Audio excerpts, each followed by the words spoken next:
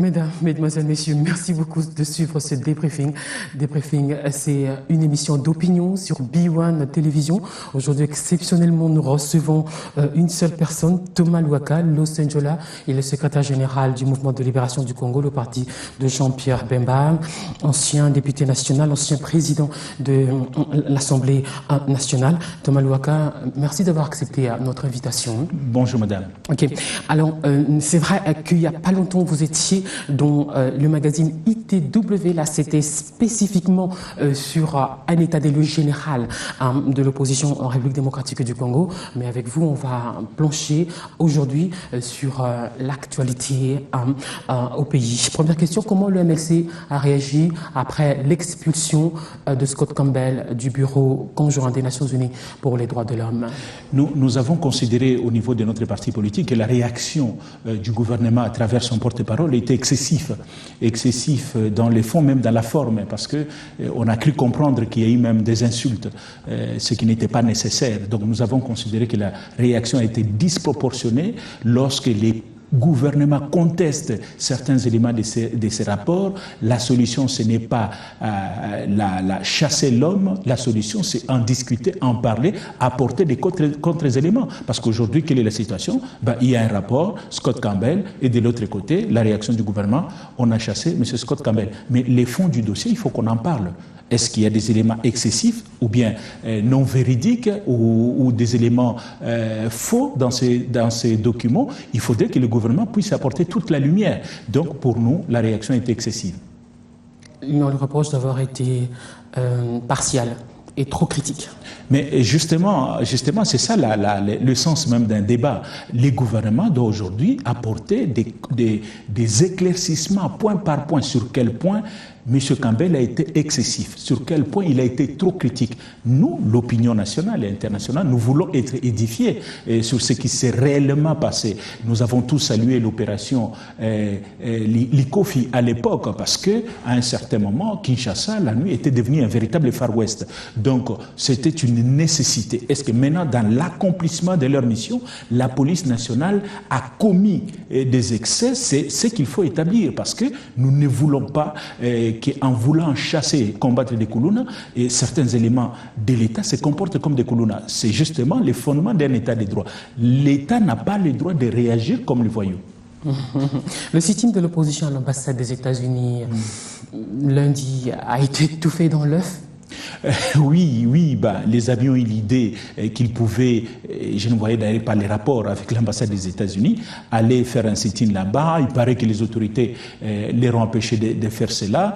Les MLC, nous avons la même vision que toute l'opposition. Nous croyons et nous souhaitons l'alternance dans ces pays, mais il y a des petites divergences sur la tactique, sur la manière de conduire cette action. C'est comme ça que nous n'avons pas été associés à cette activité.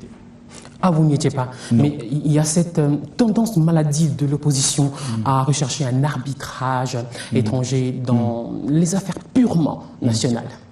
Oui, en fait, c'est un héritage. C'est un héritage de la Deuxième République. Je me souviens encore, il y a un documentaire à l'époque de la Deuxième République. Il y avait une maman, à l'époque, on avait opprimé les militants de l'UDPS lors d'une manifestation. C'est un documentaire, je crois, Mobutu, roi du Zaïre. Il y a une maman dans ce documentaire qui dit ceci. Il demande au roi des Belges, le roi Baudouin. Il dit, c'est vous qui avez mis Mobutu, venez le chercher, on est fatigué de lui. Donc, cette idée que c'est la communauté internationale qui gère les Congos sous tutelle, les Congo est sous tutelle, cette idée se pérennise, même si la réalité actuelle n'est plus conforme à cette idée-là.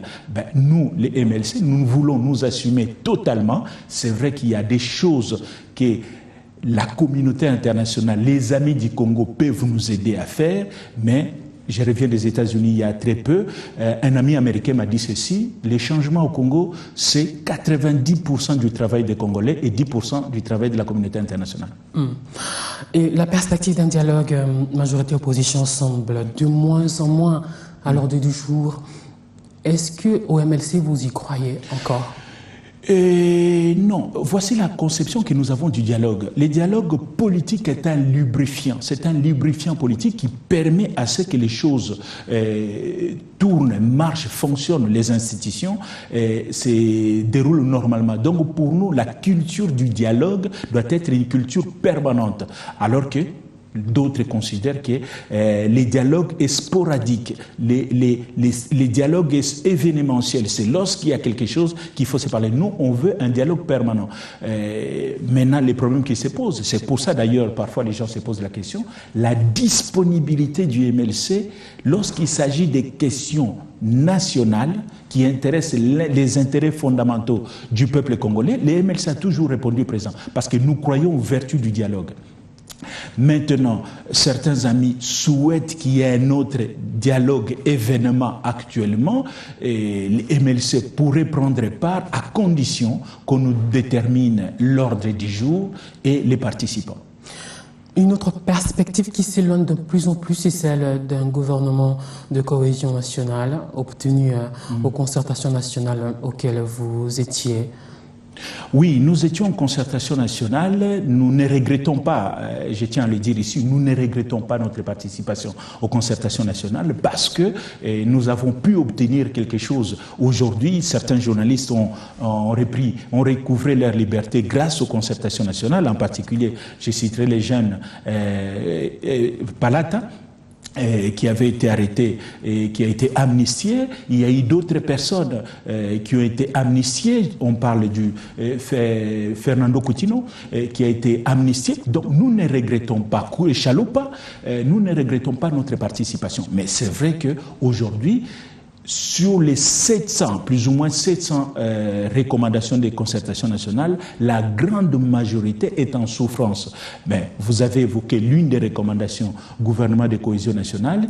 C'est une recommandation qui a été dirigée vers le chef de l'État. Le chef de l'État a plusieurs fois répondu que je répondrai à cette question, j'imprimerai cette recommandation sur le gouvernement de cohésion nationale avec méthode, donc il a des paramètres que moi je ne maîtrise pas, qui fait qu'aujourd'hui nous n'avons pas le gouvernement de cohésion nationale. Est-ce que pour vous les circonstances s'y prêtent toujours?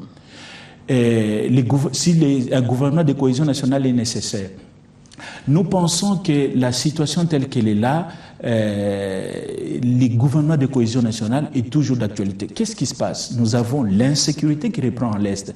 Vous vous souvenez, peut-être que nous allons évoquer la question. 20 de nos compatriotes ont été massacrés il y a quelques jours à Béni. Ont été massacrés.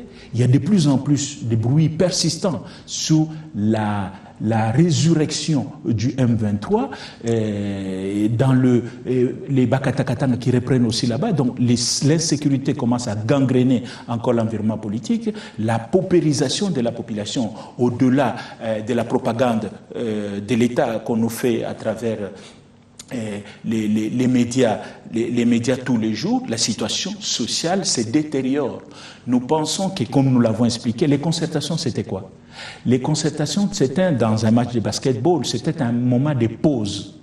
Vous faites, l'entraîneur demande une pause et vous évaluez.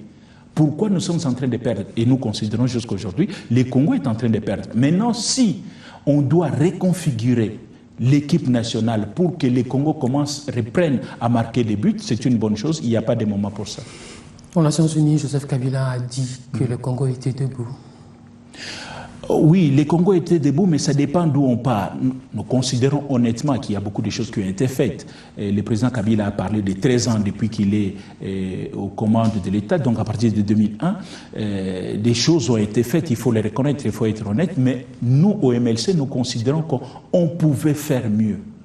On pouvait faire mieux, on pouvait aller plus loin que ça. Je donne juste un exemple. On nous parle de 50 millions de dollars qu'on a mis dans l'hôpital du cinquantenaire. Nous, notre approche était que sur les 50 millions, si on pouvait mettre 5 millions de dollars dans chacune des provinces pour réhabiliter les infrastructures sanitaires, ça allait être plus efficace et profitable à l'ensemble de la population, alors qu'aujourd'hui, j'ai été dernièrement à l'hôpital du cinquantenaire, c'est un hôpital ultra moderne, mais vide. Vide, les gens ne sont pas là. J'ai vu les médecins indiens Les médecins, le personnel indien qui est là, il n'y a pas de malades. Parce que peut-être les gens n'ont pas les moyens, ils considèrent que c'est inaccessible. Alors que si nous avons fait cette opération sur l'ensemble du territoire national, ça nous aurait profité à toute la population. Donc pour répondre concrètement à votre question, il y a des choses qui ont été faites, mais aujourd'hui nous pouvons aller plus loin. Est-ce que vous avez envie d'entrer au gouvernement si jamais on vous le propose? Non, ça ne dépend pas de moi. Ça ne dépend pas de moi. Je suis le secrétaire général d'une organisation politique. S'il y a une proposition sur la table, les MLC répondra évaluera cette proposition. Je vous donne des exemples comment nous agissons. En 2006, le président Joseph Kabila avait désigné le patriarche Gizenga, formateur du gouvernement. Le patriarche Gizenga m'avait appelé et je suis allé le voir à l'époque, il habitait Limete avec des amis. Patriarche Gizenga nous a fait une proposition au MLC. Il a dit, voilà, je souhaiterais que les MLC participent à mon gouvernement. Nous avons pris cette offre, j'ai ramené au parti, nous avons débattu et nous avons levé l'option de manière démocratique au sein du MLC et nous avons rejeté. J'ai été répondre à M. Gizenga qu'on était flatté, mais ça ne nous intéressait pas. 2006. 2011, le président Kabila va nommer le patriarche Mwando Simba, informateur du gouvernement. Il nous a invités. Je suis allé le voir à l'hôtel, au Grand Hôtel de Kinshasa avec des amis. Et là aussi, l'informateur Mwando Simba, à l'époque, 2011, nous a fait une proposition. Les chefs de l'État souhaiteraient avoir les MLC dans son gouvernement. À l'époque, on appelait ça gouvernement d'ouverture. Nous avons pris l'offre, j'ai amené au parti, on a débattu démocratiquement et nous avons rejeté l'offre en 2011. Eh bien, voilà comment fonctionnent les MLC. On nous appelle, nous allons écouter, s'il y a une offre, on ramène au parti, on discute avec les amis et l'option sera levée. Et l'option qui sera levée, oui ou non, nous communiquerons à l'opinion publique. Les rapports de force ne sont plus les mêmes?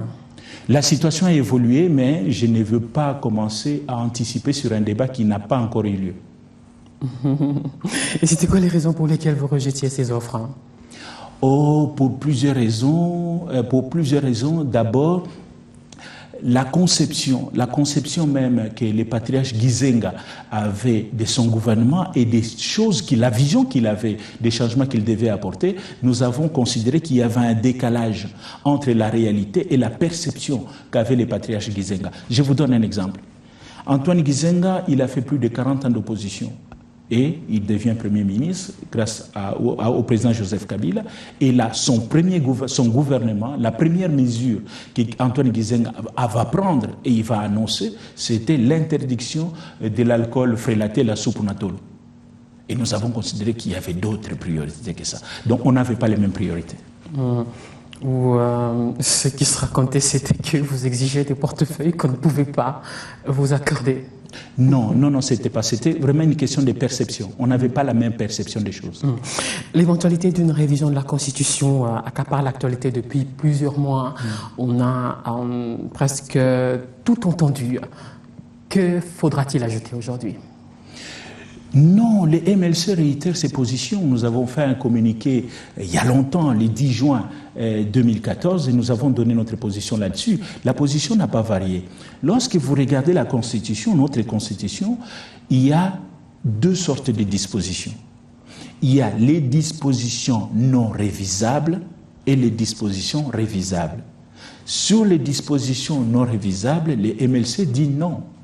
Nous n'accepterons pas que la Constitution soit violée. Donc nous allons nous opposer. Sur les dispositions révisables, nous, les MLC, nous disons non, parce que nous ne voyons pas l'opportunité de ces changements. Selon certaines sources, on s'acheminerait vers l'élection du chef de l'État au Parlement, comme Kasavubu en 1960. Ce système arrangerait-il le MLC? Pour adopter ce système, justement, il faut passer par une révision constitutionnelle.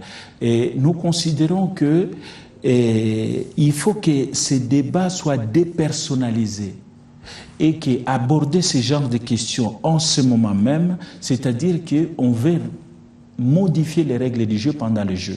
Donc, le moment n'est pas propice à ce genre de changement parce que on va considérer que les modifications sont faites intuitive personae en faveur d'une personne. Aurait la Constitution, c'est l'ensemble des règles qui définissent le fonctionnement des institutions dans l'intérêt général, pas dans l'intérêt d'un individu. Les violences connues à l'Odja dans les églises catholiques ne vous font-ils pas craindre une généralisation de l'insécurité, non, d'insécurité? Non, d'après les informations que nous avons, d'abord nous condamnons ce qui s'est passé à l'Odja. Il y a la liberté d'expression qui doit être respectée. La CENCO a pris une option, a levé une option, la CENCO s'opposera à la révision de la Constitution et qu'elle commence à sensibiliser ses ouailles. C'est son droit. Maintenant, il y a eu cette réaction d'intimidation de la part de certains jeunes manifestement manipulés. Cela est inadmissible parce que sinon, on ne va plus respecter la liberté d'opinion. Et ce n'est pas la première fois que ce genre de choses, les recours à la violence facile, se produisent dans ce coin-là, dans le Sankourou. Et nous avons des éléments qui nous poussent à penser que certains animateurs de ces choses-là sont à Kinshasa. Mais un jour, on établira des dossiers, on établira des responsabilités. Nous avons tout à fait condamné. La laïcité ne veut pas dire que les évêques n'ont plus d'opinion à émettre sur la gestion de la chose publique. La CENCO, l'Église catholique, c'est une association privée qui a les droits d'avoir ses opinions sur la marche des institutions de la République, comme les autres d'ailleurs. Puisque je parle de laïcité, j'ai été surpris d'ailleurs dernièrement. Je pense aussi que là, ça viole la laïcité, de voir un gouverneur de province se mettre à genoux au nom de la province pour demander pardon à une association spirituelle. Pour les faits qui se sont passés, je ne sais pas comment. Je crois qu'il faut faire la part des choses entre les religieux et la politique. La laïcité, justement, on n'a pas à amener l'État à s'agenouiller devant une institution religieuse, si importante soit-elle. J'ai beaucoup de respect pour cette institution. Mais je pense que ce genre de choses, il y a une confusion déjà qui commence à se faire. Si un gouverneur, à titre personnel, pour ses convictions personnelles, il va s'agenouiller, ça n'engage que lui, mais dire que toute une province est allée se mettre à genoux pour demander pardon pour des faits qui se sont passés dans le passé, et qui se sont passés il y a plusieurs décennies, je crois que c'est inadmissible et ça viole la laïcité justement. L'Église catholique n'a-t-elle pas elle-même jeté l'huile sur le feu par ses prises de position incendiaires, excusez le jeu de mots? Je ne sais pas. Qu'est-ce que vous appelez incendiaire? Qu'est-ce que l'Église catholique a dit concrètement?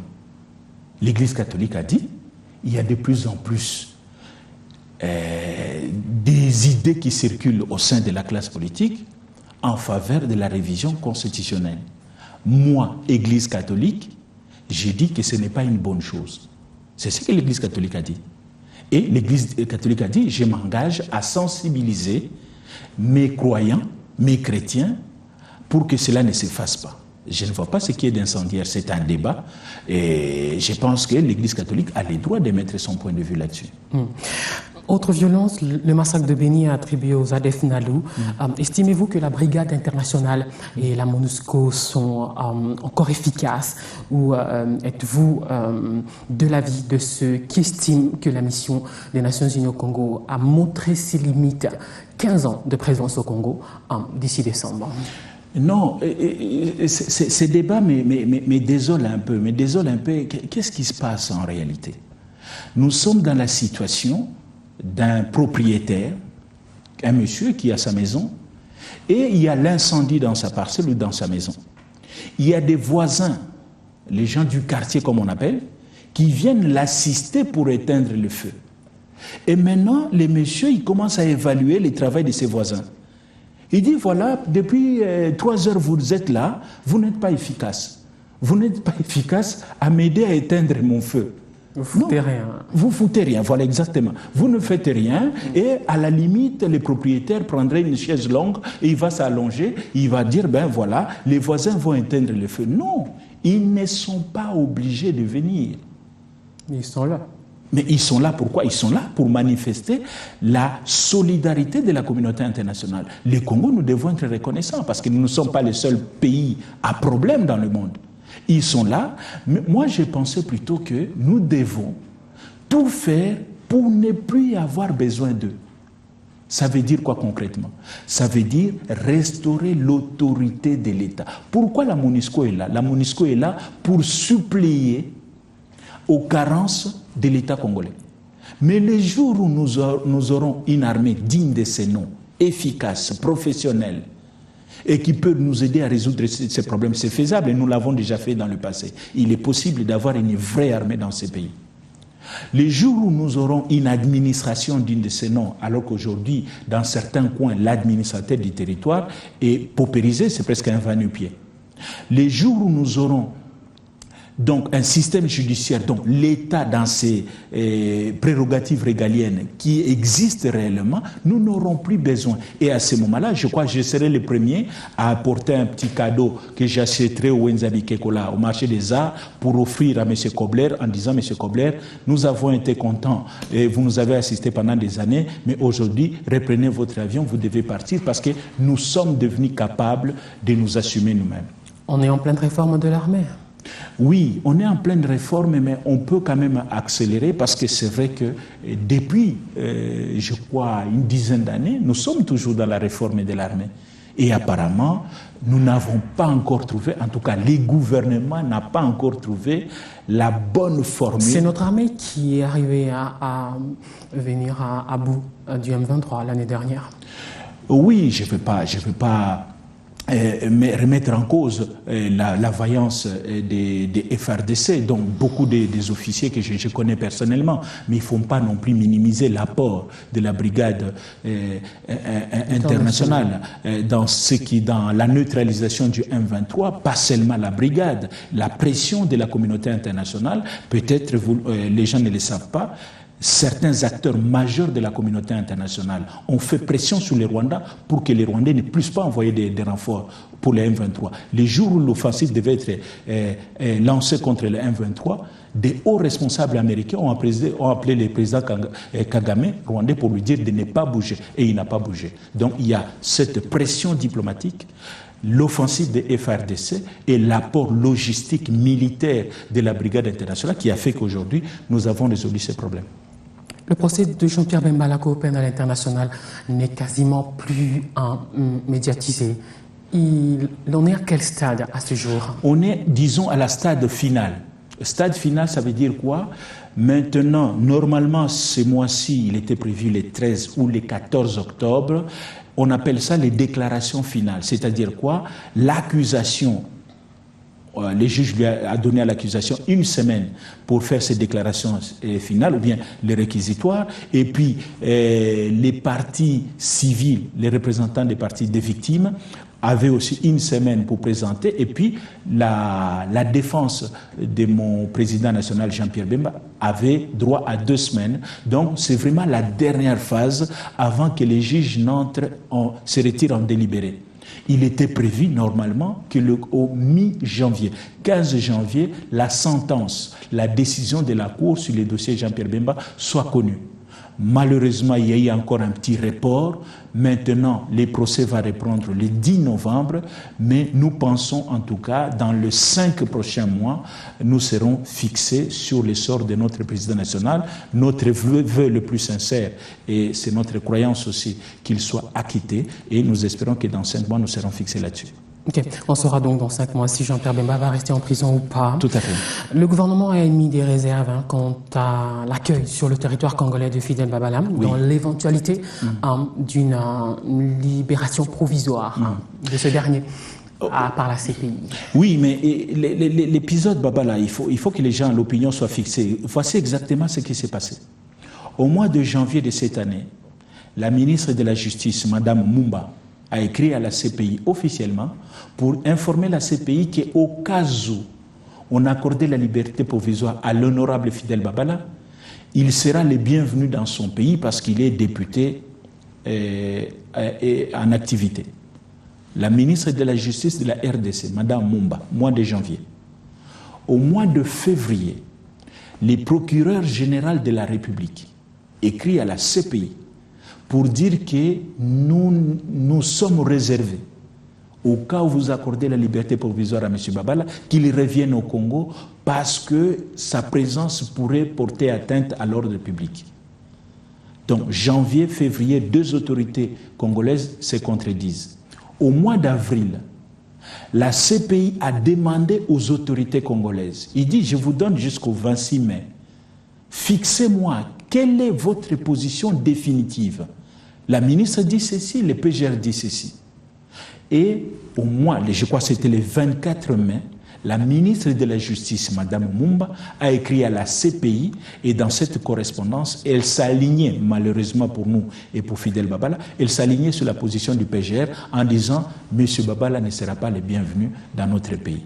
Donc voilà ce qui s'est passé. Maintenant, là, il y a très peu, il y a une décision que la Cour avait prise, c'était le 26 septembre. Il y a eu beaucoup d'agitation médiatique, mais voici exactement ce qui s'est passé. Le juge a dit ceci, parce que les gens qui sont en prison ont le droit régulièrement de demander la liberté provisoire. Ils ont encore demandé la mise en liberté provisoire. Le juge a dit, premièrement, si je vous libère, vous allez aller où? Fidel Babala a dit, moi je veux retourner au Congo. Il a choisi le Congo comme pays d'accueil. Maître Kilolo, la Belgique, et les autres, deux autres accusés ont demandé la France, la Hollande et la Grande-Bretagne. Le juge dit à Fidel Babala, votre pays vous a déjà refusé à 2 reprises. Si on vous refuse encore pour une 3e fois, choisissez un autre pays alternatif où vous pourrez aller. Babala dit, moi je suis député en exercice, c'est la RDC. Et puis, le juge a décidé, ok, il a pris bonne note, et puis le juge a demandé aux 5 pays cités, la RDC, la Belgique, la Hollande, la France et la Grande-Bretagne, il dit, voilà, j'ai des détenus ici qui souhaiteraient bénéficier de leur liberté provisoire chez vous. Je vous donne jusqu'au 10 octobre pour que vous puissiez réagir. Donc voilà la date du 10 octobre. Je ne connais pas la réaction des 5 autres pays, mais en ce qui concerne la RDC, pour le cas de Fidel Babala, on nous a dit qu'il n'y a pas eu de réponse. Ce n'est pas ce qu'on dit qui ne dit mon consent. Là, la réponse doit être clairement explicite. Donc nous pensons que les autorités ont refusé, encore cette fois-ci, à Babala, la RDC comme pays d'accueil en violation de ses droits constitutionnels. Réaction alors?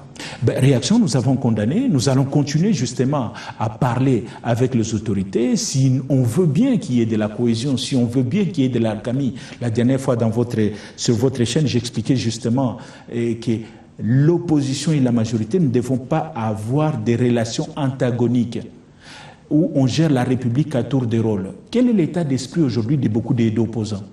Ils sont en attente. Ils sont en attente, ils disent, bon, on subit, on n'a pas le choix, nous attendons.